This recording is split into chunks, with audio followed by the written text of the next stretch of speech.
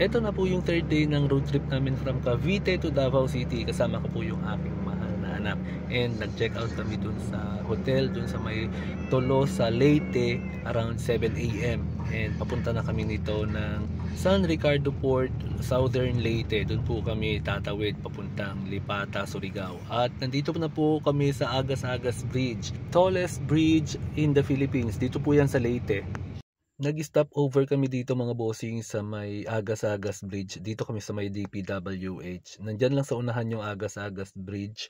At last time kasi, nung 5 years old siya, unang road trip namin from Cavite to Davao, dumaan din kami dito. Naglakad siya doon sa may Agas-Agas Bridge. So gusto niyang ulitin. Ayan. Kain muna siya ng kanyang favorite na noodles. Ayan, medyo maambon-ambon pa and gusto niya talagang pumunta doon. Pinag-cap ko na lang siya. Ayan, dito na lang kami para in case na biglang umulan, makabalik agad kami. Agas-Agas Bridge mga bossing. Gusto niyang pumunta doon sa may tulay talaga. Pero baka biglang bumuhos ang ulan. So balik na kami at biyahe na ulit kami mga bossing. Andito na kami papuntang Liloan Port. And ang ganda talaga ng daan na dito mga bossing. At ang maganda dito, diyan sa kabila, dagat.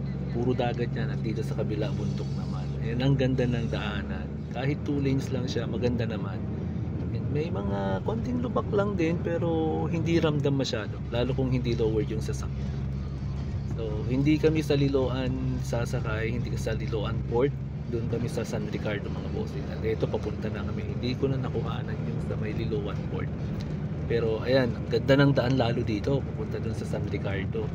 And isang straight to. Sabi ko nga mga bossing 2 lane lang siya pero ang ganda ng daan. Matutuwa talaga yung magro-road trip dito. And itong anak ko naman ay mahilig talaga mag-road trip, mahilig sa nature. So eto, paakyat na kami mga bossing dun sa pinakamataas na part ng daanan punta dun sa San Ricardo Port mga bossing. And ang ganda talaga ng view.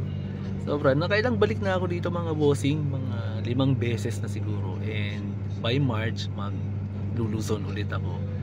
At iikot ako ng buong Luzon naman. And then, pagbalik, dito pa rin ako dadaan kasi maraming magpapagawa dito. By that time, hindi ko kasama yung anak ko kaya makakatanggap ako ng mga servicing, gagawa tayo ng mga sasakyan.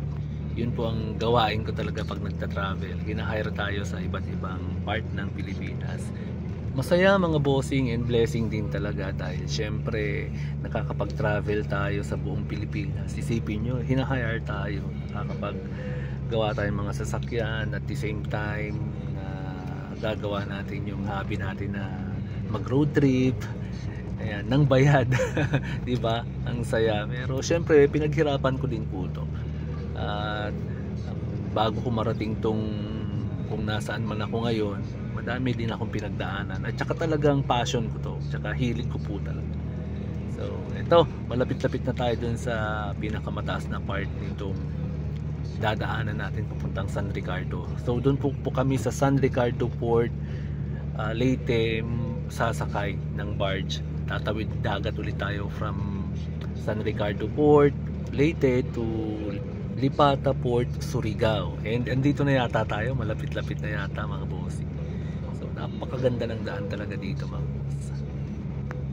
Etong daanan po from Tacloban City to San Ricardo Port, ito yung isa sa paborito kong nadadaanan dahil nga maganda yung kalsada tapos yung scenic view talagang nakaka-relax. Ayan, kung nakita nyo yung kalsada sa kaliwa na maliit, yun yung daanan dati, matarik po yun, pero eto ginagawa pa lang nun. 4 years ago na mula nung unang daan ko dito at kada balik ko hindi pa to bukas. Ngayon bukas na siya, pwede na siyang daanan. Pero hindi pa rin siya tapos. So tatry natin tumigil dito mga bossing, hazard lang tayo para makita ko kung ano nang itsura niya. Ayan, ang ganda talaga oh. Napakataas nito mga boss at yung sentra ang dala natin. And syempre yung daanan dito pag pababa maganda rin. Ayan, papakita ko sa inyo yung San Ricardo, makikita natin dito. Tumigil ako dito nung unang biyahe ko from Cavite to Davao mga boss. And kitang kita yan dati yung dito sa may baba. Itong part na to. Kaya lang hindi na tayo titigil.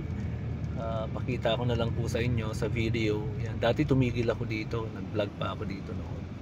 That was 4 years ago yata, almost 4 years ago. At ang ganda-ganda talaga ng view dito mga boss. And matarik to. pababa na tayo. So napakaganda pa rin ng kalsada. And ayun na nga, nag-enjoy pati yung anak ko. Mahilig po talaga sa road trip ang anak ko. Sanay yan kasi nung 4 na buwan pa lang yan, lagi ko nang kasama sa travel yan. Kahit saan ako magpunta, ako sa North Luzon naman yun, tsaka South Luzon. Mahilig po talaga ako mag-road trip. Pinag-iipunan ko po talaga yung pagro-road trip ko. At kahit noon na hindi pa ako nagme-mekaniko, hindi pa ako nagse-servicing, nagbabanda pa ako, nagtatrabaho sa ibang bansa, talagang nag-iipon po ako ng pang road trip ko para pag uwi meron akong panggala, kasi ito po yung output ko. Nakaka-relax naman talaga, tsaka parang tanggal lahat ng pagod. Ayun, so ito ang talagang greatest dream ko noon, ay makapag road trip from Cavite, from Luzon to Mindanao, via nga sa, siyempre dadaan na din natin ang Visayas. And ayun, ngayon paulit-ulit ko na siyang ginagawa. And ang kagandahan na mostly ng biyahe ko po ay tumatanggap rin ako ng paggagawa. So hinahire ako, so bayad. So, nakakapunta tayo kung saan-saan ng libre. Ang dami ko nang napuntahan na parte ng Pilipinas na bayad na, nakakalibre pa sa road trip, diba? Yung panggas bayad na lahat yan. At the same time, nag-i-enjoy tayo, pero syempre na-stress din tayo pag gagawin natin yung mga sasakyan, kasi syempre hindi naman basta-basta gumawa ng sasakyan. At ito mga bossing, pinapakita ko lang po sa inyo yung mga nadadaanan ko, at talaga namang mag-i-enjoy talaga kayo kahit kayo naman yung nasa lugar ko, diba? Lalo na kung mahilig kayong mag-travel, mahilig kayong mag-road trip. At malapit na tayo sa San Ricardo Port. At dito nilipat yung booking office nila after na masira sa bagyo yung kanilang port. And ginagawa pa yung port nila pero medyo matagal. Ayun, pati yung kanilang temporary na port, ito po, dito muna nila nilipat kasi hindi pa natatapos yung gawin yung dati nilang port. Malapit lang dito, abot tanaw dun sa kabila. At eto, kita nyo naman, titig na titig talaga siya sa dagat. Request niya to mga bossing, kaya biglang nagpabakasyon ako ng Cavite. 2 weeks lang kami and gusto niya mag road trip. Ayan, pinag-iipunan ko po talaga yan. Medyo nagkakaedad na rin po ako, kaya hanggat maaari, hanggat may time pa, hanggat kaya ko pa, i-google ko talaga yung oras ko sa kanya. Kita nyo, dito pa siya talaga umupo. Siyempre tatabihan ko siya para memories niya yan eh. Hindi nila makakalimutan yung mga memories nila sa atin hanggang pagtanda nila. So more than 1 hour lang po yung tawid from Leyte to Surigao, at dediretso na kami ng Davao City. May advice lang po ako para dun sa mga nagro-road trip, lalo na po dun sa mga first time pa lang. Iwasan nyo pong bumiyahe ng gabi sa Quezon Province, Samar at bandang Agusan. Talagang sisirain po yung pangilalim ng sasakyan ninyo, tulad nitong sasakyan ko ngayon. Pero ayun, ang ganda ng daan na bandang Davao de Oro, maliwanag, maraming posteng ganito, at kung hindi man, may guide naman yung kalsada. Pero may part pa rin po na madidilim, lalo na bandang Nabunturan. Pero okay na okay po ang daan.